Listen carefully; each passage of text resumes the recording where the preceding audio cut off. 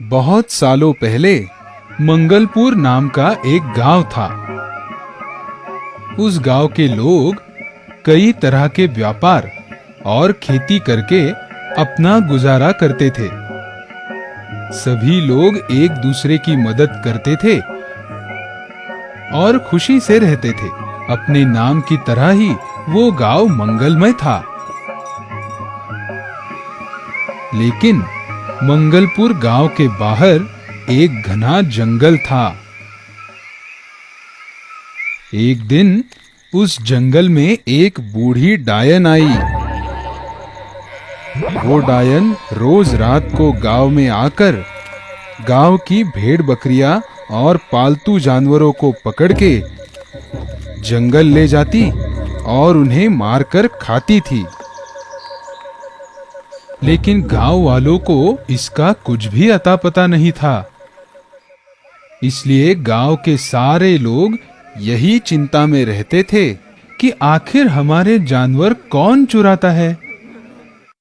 लेकिन एक दिन उस डायन ने सोचा, बहुत दिन हुए मैं सिर्फ जानवर ही खा रही हूँ, पर अब गांव के मेरे सारे पसंदीदा जानवर भी खत्म हो गए और अब मुझे भी किसी छोटे बच्चे का मांस खाने की इच्छा हो रही है।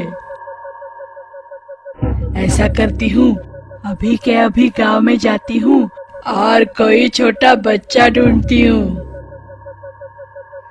डायन तुरंत ही गांव में गई और एक छोटे बच्चे को बोरी में डालकर जंगल में लेके जाने लगी।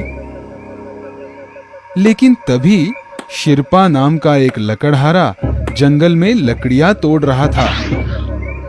उसने डायन को बोरी लेकर जाते हुए देखा। उसे लगा कि जरूर कुछ ना कुछ गड़बड़ है, क्योंकि शिरपा ने इस बुढ़िया को गांव में पहले कभी नहीं देखा था। इसलिए डायन का पीछा करते हुए उसके झोपड़े तक पहुंच गया। अब डायन अंदर क्या क्या कर रही है, ये देखने के लिए चोरी छुपे झोपड़े के खिड़की से शिरपा झांक रहा था। कितने दिनों से छोटे बच्चे का मांस खाने की मेरी ख्वाहिश आज जाकर पूरी होने वाली है। मैं जल्द से जल्द अब इसे मजे लेकर खाऊंगी। डायन ने अपनी ही खुशी की धुन में गलती से झोपड़े का दरवाजा थोड़ा खुला ही छोड़ दिया था। शिरपा ने उसके बाद एक तरकीब लड़ाई। उसने डायन के झोपड़े के दरवाजे पर दस्तक देते हुए पूछा, कोई है घर में? कौन है? मैं एक लकड़हारा हूँ बुढ़िया, थोड़ा पानी मिलेगा पीने को? दरवाजे पर दस्तक सुनते ही डायन गड़बड़ा गई। डायन ने सोचा, इसे जल्दी से पानी देके यहां से भेज देना ही ठीक होगा और मुझे कोई छोटा बच्चा खाते हुए देख भी नहीं पाएगा। दस्तक देने के बाद अब डायन अंदर क्या कर रही है, ये सब भी शिरपा ने बड़ी चालाकी से दरवाजे के दहलीज से झांक कर चोरी चोरी देख लिया। डायन ने झट से अपनी बोरी छुपाई और डायन दरवाजे पर आके बोली, हाँ बाबा, देती हूँ पानी, थोड़ी देर रुको, मैं कुएं से अभी पानी लेके आती हूँ। डायन के जाते ही शिरपा ने बच्चे को बोरी से कैसे तैसे बाहर निकाला और बच्चे को घर भागने को कहा। बेचारा बच्चा भी डायन से बहुत घबराया हुआ था। वो तुरंत ही अपनी घर की ओर दौड़ा। उसके बाद शिरपा ने कुछ सामान भरकर वो बोरी पहले जैसे ही छुपा दी। कुछ देर बाद डायन कुएं से पानी लेकर वापस आ गई। शिरपा ने डायन से कहा, अरे बुढ़िया, आप जंगल में अकेले रहते हो, आपको डर नहीं लगता? इस पे डायन हंसकर बोली, डर और मुझे तुम्हें बताती हूँ, असल में मैं एक चुड़ैल हूँ। मुझे छोटे बच्चों का मांस खाने में बहुत पसंद है। वह बोरी देख रहे हो? उसमें मैंने आज ही भगाया हुआ एक बच्चा छिपा के रखा है। ऐसा क्या? लेकिन आप गांव की तरफ अकेले जाते हो, आपको डर नहीं लगता? गांव वालों ने आपको देखा और पकड़ के मारा तो? अरे मुझे मारना इतना आसान नहीं है। अरे मेरी जान तो इस झाड़ू में है। जब तक ये झाड़ू टूटता नहीं तब तक मुझे कुछ भी नहीं हो सकता। ये सुनते ही शिरपा ने सोचा, अब अगर इस डायन से पीछा छुड़ाना हो तो कोई न कोई तरकीब तो लड़ानी ही होगी। शिरपा ने डायन से कहा, मुझे भी छोटे बच्चे खाना बहुत पसंद है। अभी अभी मुझे तुम्हारे ही झोपड़े में छोटे बच्चे की बू आ रही थी। ढूंढने पर मुझे यही एक बोरी में एक छोटा बच्चा मिला और मैंने तुरंत उसको सफा चट कर दिया। बहुत ही स्वादिष्ट था। वाह वाह, मजा आ गया।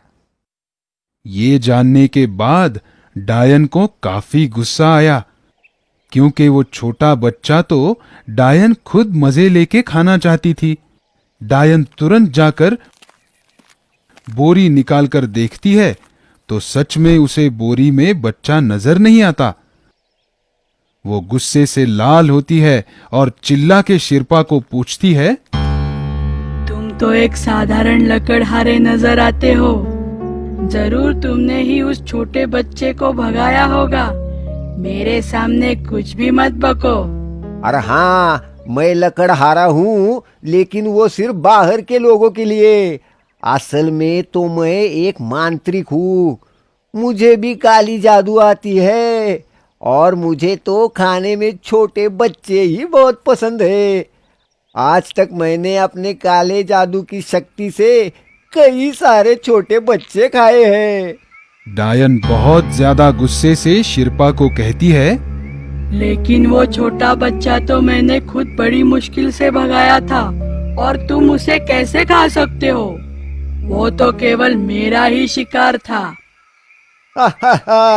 अरे बुरा मत मानो, मैंने आपकी शिकार खाई है। अब मैं ही आपको एक छोटा बच्चा लाकर देता हूँ। अब आप गुस्सा ठंडा कीजिए और बस थोड़ा सा इंतजार कीजिए। हाँ चलो ठीक है, लेकिन तुम्हें तो अब गांव पहुंचने में बहुत देर लगेगी। तुम गांव कब जाओगे और मेरे लिए छोटा बच्चा कब लाओगे? क्यों ना हम ऐसा करें कि हम दोनों मिलकर इस झाड़ू पर सवार होकर तुरंत ही गांव के सीमा पर जाए। हाँ हाँ बिल्कुल, क्यों नहीं। चलो चलो जल्दी चलो। वो दोनों मिलके डायन के झाड़ू पर बैठे और हवाई सफर करके कुछ ही पलों में गांव के सीमा पर पहुंच गए। चलो अब मेरे लिए जल्दी से बच्चा लेकर आओ। तब तक मैं यहीं बैठ के तुम्हारा इंतजार करती हूँ। हाँ, अभी लेकर आता हूँ, मगर पहले ये झाड़ू तो तोड़ दूँ। नहीं नहीं। शिरपा ने झट से उस बूढ़ी डायन का झाड़ू तोड़ दिया